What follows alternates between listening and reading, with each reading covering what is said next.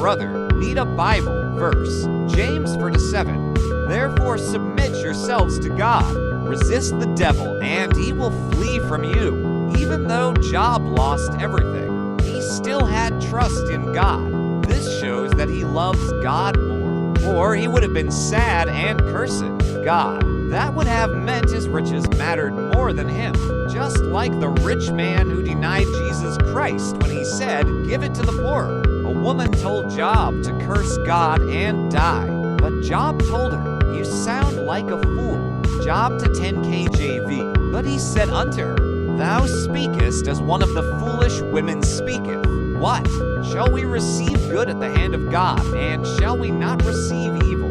In all this did not Job sin with his lips? Yes, when Job's wife says, "Curse God and die," in Job 2-9, it can be understood as her suggesting that Job should die. Her words reflected deep sense of despair and frustration.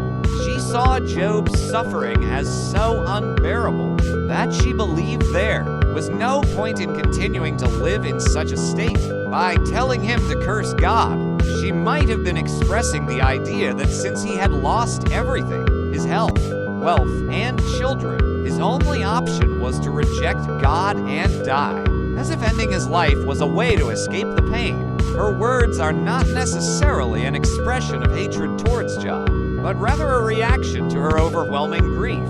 She may have believed that if Job cursed God, he would be free from the suffering he was enduring. However, Job's response shows his deep faith and understanding that life, whether good or bad, is in God's hands, and he refused to curse God or abandon his faith. Job 2:9 KJV. Then said his wife unto him, "Dost thou still retain thine integrity? Curse God and die." Job's wife, in her despair, expressed a kind of hopelessness. She couldn't see a way forward for Job other than to reject God, believing that death was better than continued suffering. Job, on the other hand, rejected her suggestion, recognizing that both good and bad come from God and that he should not turn his back on God in the face of hardship.